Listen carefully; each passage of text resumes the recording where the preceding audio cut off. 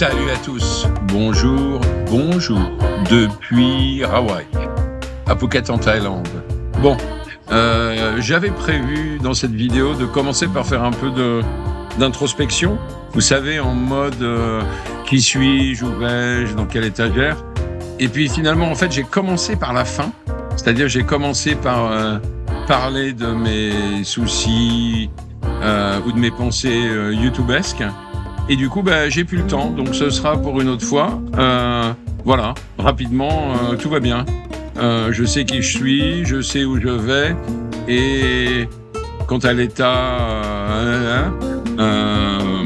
ça va aussi. Donc, on passe directement à YouTube.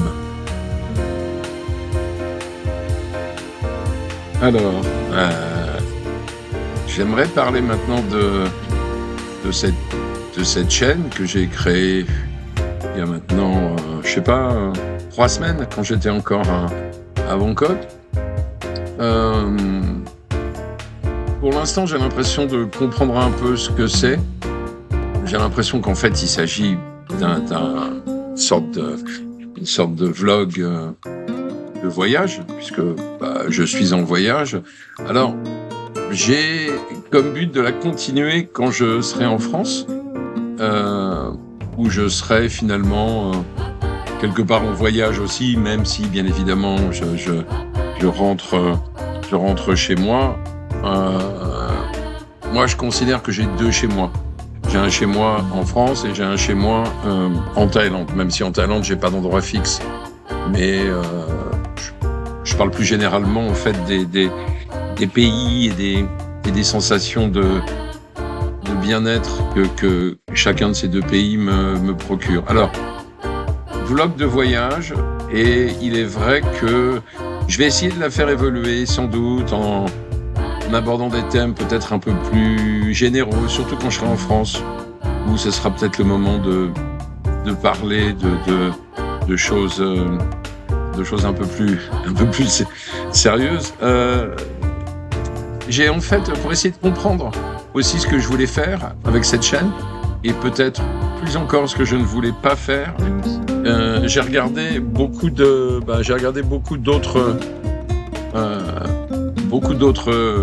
chaînes que je vais pas qualifier de concurrentes parce que je vois pas pourquoi il y aurait de la concurrence.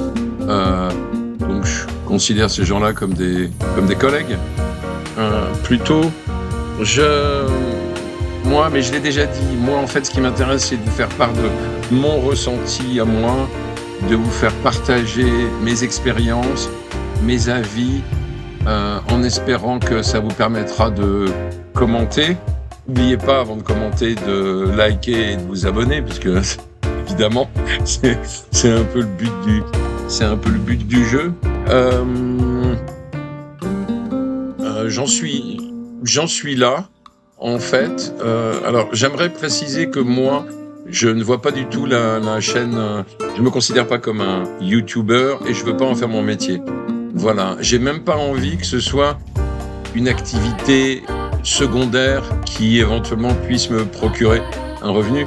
Ça ne m'intéresse absolument pas. Pour une bonne raison, c'est que moi je veux garder mon rythme. C'est-à-dire faire des vidéos quand j'en ai envie, quand il y a un sujet dont j'ai envie de parler, à mon rythme. Il y a peut-être des moments où j'aurai la flemme, donc j'en ferai pas. J'ai l'impression que les youtubeurs que je vais qualifier de professionnels, c'est-à-dire qui gagnent leur vie de manière principale avec ça, ou de manière secondaire mais importante, j'ai l'impression qu'en fait, ils tombent dans le même piège que celui dans lequel tous les médias tombent.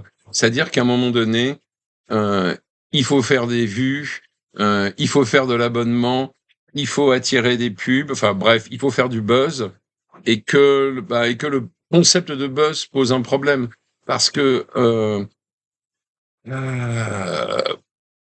ces gens-là, encore une fois, je les critique pas, ils ont tout à fait le droit de faire ça comme ils veulent. Mais simplement, j'ai le sentiment parfois que il doit arriver des moments où ils se lèvent le matin un peu sec Et comme c'est leur source de revenus, ils sont obligés de trouver quelque chose. C'est-à-dire que ils sont, voilà, c'est leur boulot. Donc ils sont obligés de trouver quelqu'un à qui parler, quelqu'un à interviewer, un sujet qui puisse attirer les gens. Et donc du coup, il y a un peu ce phénomène là qui s'appelle le putaclic, où en fait tout est bon pour attirer les clics, attirer les abonnements, de manière à générer des revenus. Et je pense que quand on commence à être dans cette démarche-là, forcément, on perd un peu d'authenticité. On se met à employer des méthodes qui sont des méthodes très connues, hein, de marketing. Moi, je viens du cinéma, donc je sais parfaitement ce que c'est qu'un teaser. Donc, tout d'un coup, on voit des vidéos où les vidéos commencent par un teaser, c'est-à-dire voilà ce que vous allez découvrir dans cette vidéo. Mais les gens sont grands, les gens sont capables de regarder une vidéo sans être excités par un teaser. D'ailleurs, je vous fais remarquer souvent dans le cinéma, euh, les teasers sont intéressants et les films qui suivent le sont malheureusement un peu moins. Donc le teaser peut aussi être une sorte de mensonge. Non, une vidéo, c'est un truc qui commence. Euh, bon, il faut susciter l'intérêt dès le début par votre propos, par le sujet, mais c'est pas la peine d'employer toutes ces méthodes là qui sont archi connues et qui sont pas si efficaces. Bref, l'idée donc, c'est pas de faire du pognon avec une chaîne YouTube. Vraiment, enfin, j'en ai surtout pas besoin. Voilà, mes revenus ils viennent d'ailleurs, de ma situation, de ce que j'ai construit depuis 35 ans. Et en fait, si je suis là à partager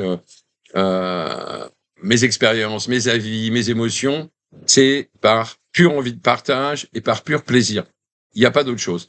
Si je devais rencontrer un succès extraordinaire et du coup générer tellement de vues, tellement de likes, tellement d'abonnements que je pourrais accéder, je sais pas, à des à des possibilités publicitaires qui pourraient me rapporter de l'argent, très honnêtement, je pense que je reverserais cet argent à ce qu'on appelle une bonne cause. Ici, je pense que c'est pas très difficile. Il y a des tas de gens qui ont aussi des problèmes et qui ont besoin d'être aidés. Et il y a plein d'associations qui n'attendent que les dons. Donc, c'est la direction que je voudrais prendre. Voilà, une chaîne libre, euh, où les gens ont le droit de s'exprimer en commentant, où des discussions peuvent s'engager sur tous les sujets que j'aborde. Euh, bon, si on peut éviter évidemment les commentaires un peu, je sais pas, un peu débiles et un peu haineux, c'est mieux. Moi, je prétends pas avoir la science infuse. Je suis pas plus intelligent que d'autres. Voilà, j'essaie juste de parler avec mon cœur, de ce dont j'ai envie. Et alors, autre problème auquel je suis confronté, n'est-ce pas, c'est le problème du matos, du matériel qu'il faut pour essayer d'améliorer ou d'offrir, enfin, une qualité acceptable dans mes vidéos. Il faut dire que quand je suis arrivé en Thaïlande, j'avais pas du tout prémédité de commencer cette chaîne. Ça m'a un peu pris comme l'envie de voilà. Et donc, eh bien, je travaille avec le matériel que j'ai, qui se résume, alors pour l'image et le son, hein, qui se résume à la caméra de mon ordinateur portable. Je suis en train de m'en servir. Et puis à mes deux iPhones, parce que j'ai ici mon iPhone français, j'ai gardé mon numéro français, donc je peux avoir les messages, etc. Et puis j'ai un autre iPhone, un 10, un vieil iPhone, déjà, vu qu'on est au 14 et qu'on attend le 15, et qui lui me permet d'avoir un numéro thaïlandais et du coup de pouvoir communiquer simplement avec les gens ici. Euh, je me sers donc de ces deux iPhones. Alors, j'ai un 13 et un 10, donc le 13 est un peu plus sophistiqué en matière d'image, mais je me sers principalement du 10 parce que simplement c'est celui que j'emporte avec moi quand je suis à l'extérieur. Euh, j'ai remarqué une chose, c'est qu'alors, par exemple, au niveau du son, mon ordinateur portable a tendance à ne garder que ma voix et à, et à couper tous les sons, bon, qui peuvent être parasites, hein, mais tous les sons qui m'entourent. Ce qui explique d'ailleurs que ces vidéos que je fais sur mon ordinateur portable sont particulièrement silencieuses. C'est pas le cas des iPhones qui, eux, chopent, un peu tout. Hem, bon, je pense que ça, heu, je pense que c'est quand même un peu limité. Enfin, si je veux vous offrir des vidéos de meilleure qualité, il faudrait sans doute que j'investisse un peu. Bon, le mot investissement me fait un peu peur, je suis prêt à le faire, mais faut vraiment que ce soit, raisonnable, hein.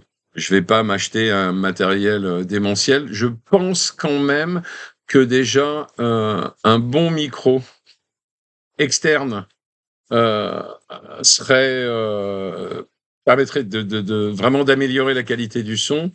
J'ai aussi besoin d'un système là, une espèce de canne pour, pouvoir, manipuler mon iPhone avec plus de souplesse.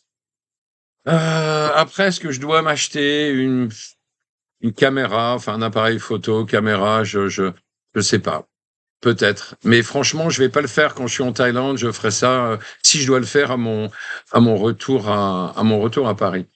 Alors après, un autre point important, parce que ça compte, enfin pour moi ça compte, heu c'est le temps qu'il faut investir pour produire, une vidéo. Parce que bien évidemment, à partir du moment où on a le sujet, l'intention, bah, il faut aller capter les images. Bon ici c'est assez simple parce que je suis chez moi avec mon ordinateur, mais sinon ça peut vouloir dire aller en extérieur, heu ça prend toujours un peu de temps. Une fois qu'on a les images, heu, il faut, heu, il faut revenir à la maison, se mettre à l'ordinateur et s'attaquer au montage. Alors ça a l'air de rien, mais en fait ça prend du temps. Ça prend du temps, bah, parce qu'on a envie de moi en plus ça m'amuse beaucoup le montage, donc on essaie de jouer avec le son, avec les musiques, on essaie de bien couper les images, de trouver des transitions sympas, de faire des petits effets de lettrage. D'ailleurs, j'ai regardé une vidéo YouTube sur un mec que vraiment là je qualifierais de professionnel et qui explique que, alors il parle pas tellement du temps de la captation d'images, mais par contre il parle du montage et il explique que le montage pour lui d'une vidéo, c'est au moins 7-8 heures de boulot. Donc bah 7-8 heures de boulot, chez moi, c'est, une journée de boulot. Donc c'est énorme. Donc en effet, c'est acceptable de passer tout ce temps-là. C'est son métier, voilà, mais moi, c'est pas mon métier. Donc j'ai pas envie d'investir énormément de temps. Je veux investir le temps nécessaire, mais je sais que, voilà, enfin, j'ai pas envie de passer des heures et des heures et des heures à fabriquer des teasers qui servent à rien, à faire, des effets à faire, je sais pas, des effets de lettrage, qui viennent se superposer. Enfin, quand je dis qu'un truc coûte, 1 000 bahts, c'est pas la peine que j'inscrive en dessous 1 000 bahts plus la traduction en euros ou en dollars. Enfin, je pense que les gens sont pas crétins. 1 000 bahts, ils sont capables d'entendre. Et si ça les intéresse, ils sont capables de prendre leur téléphone, de diviser 1 000 bahts par 38 et d'avoir le prix en euros. Ça permet en fait aussi d'être, moi je préfère ce type de communication-là. 10 et 1 000 bahts, ça intéresse les gens. Ils se disent, tiens, 1 000 bahts, qu'est-ce qu'il veut dire? Et hop, ils regardent d'eux-mêmes. Moi, je trouve ça plutôt pas mal. Plutôt que de mettre bêtement en bas de l'écran 1 000 bahts égale bababa. Voilà donc au niveau du temps. Je vais investir le temps qu'il faut. En plus, encore une fois, ça m'amuse. Donc c'est le principal. Mais comme c'est pas mon métier et que ça le sera pas, je veux pas aller trop loin non plus là-dedans parce que bon, bah, là, je suis en Thaïlande, je suis dehors, c'est hyper agréable. Je vais pas passer mes journées à l'intérieur à, à monter des vidéos. Voilà. Donc vous pouvez vous attendre à une amélioration, n'est-ce pas, à venir, mais plutôt quand je serai en France, de l'image et du son. Euh, et puis on verra où tout ça nous mène, n'est-ce pas?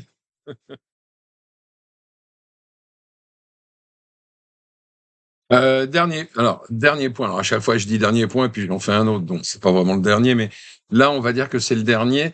Pour revenir sur cette histoire de concurrence sur YouTube à laquelle Enfin bon, je crois pas du tout. Alors je sais pas, peut-être qu'il y a une concurrence entre les grands professionnels de YouTube, mais moi c'est pas mon cas. Je vais vous mettre en description des liens vers des chaînes YouTube que moi j'aime bien parce que je les trouve alors soit sympathiques, soit particulièrement intéressantes en termes de contenu, en termes d'information. Euh, Moi, vous l'avez compris, je vais pas faire ça. Alors après, si vous avez des questions sur des problèmes de visa, sur des problèmes de vie en Thaïlande, je sais pas, sur des problèmes de permis de conduire, tout ce que vous voulez, n'hésitez pas à me demander en commentaire. Je suis tout à fait capable de vous les donner. Simplement, je ne ferai pas de vidéo sur sur les visas, sur le permis de conduire, sur les filles de bar, sur je sais pas, les ladyboys, etc., etc. Enfin, ces trucs qu'on voit absolument partout. Il y a des tas de chaînes vidéo qui en parlent, euh, pas toujours bien, mais très honnêtement, c'est leur problème. J'ai vu et entendu beaucoup de bêtises. Enfin, bon, bêtises, c'est un peu fort, mais disons beaucoup de choses inexactes, en fait, qui du coup peuvent mettre les gens un peu je sais pas, dans le doute. Voilà, je laisse ça aux autres. Encore une fois, je peux vous en donner si ça vous intéresse. Je ferai une vidéo, de toute façon, quand j'aurai fini ce voyage en, en Thaïlande et que je serai rentré en France. Je ferai une espèce de petite vidéo bilan en vous donnant des informations, des prix, comment j'ai fait pour les billets d'avion, comment j'ai fait pour le visa. Bon, en sachant que c'est mes informations, donc bien évidemment, il faut pas prendre ça au pied de la lettre. Hein, c'est pas des trucs généraux. C'est juste, voilà, comment je me suis débrouillé moi, en fonction de mes moyens, qui sont pas forcément, ceux des autres. Et puis pour finir, allez, une petite anecdote. Euh, j'ai un collègue en fait sur YouTube, alors qui s'est un peu spécialisé euh, sur la belle île de Koh Samui, et qui à Koh Samui interviewe des gens qui sont principalement des expats français qui font part de leur expérience. Alors attention, c'est parfois intéressant, parfois ça l'est moins. Euh, c'est des gens qui ont beaucoup de, je sais pas, qui ont beaucoup de ressentiment vis-à-vis de la France. Alors en tout cas, moi, ça a provoqué un truc, c'est-à-dire que je sais pas pourquoi, si vous allez me dire, c'est très bête, ça m'a un peu coupé l'envie d'aller à Koh Samui, parce que j'ai vu ces vidéos et j'ai eu l'impression que j'allais me retrouver sur la plage avec ces mecs, avec ces Français expatriés à Koh Samui autour de moi. Et ça s'est transformé un peu en une espèce de cauchemar, quoi. Donc voilà, c'est pas du tout qui m'intéresse pas, mais moi je voyage pas pour ça. C'est-à-dire que je voyage pas pour me retrouver dans une colonie d'expatriés qui parlent ma langue. Ça m'intéresse pas. Enfin, c'est juste pour vous montrer que parfois, même si on croit bien faire et proposer du contenu intéressant, ce qui est le cas de cette chaîne, il y a des effets un peu pervers, parfois, voilà, auxquels on s'attend pas forcément. Et puis franchement, être en Thaïlande et passer son temps à interviewer des étrangers, principalement des Français, je trouve ça un peu dommage. Il y a tellement de choses à faire et à filmer ici. Ou alors, faut faire comme moi. Il faut se filmer soi-même. Faut pas avoir peur de donner son avis. Écoutez, je crois que j'en ai terminé là. Donc, je vous dis à bientôt. Portez-vous bien. Et puis, ma foi, à une prochaine vidéo. Salut!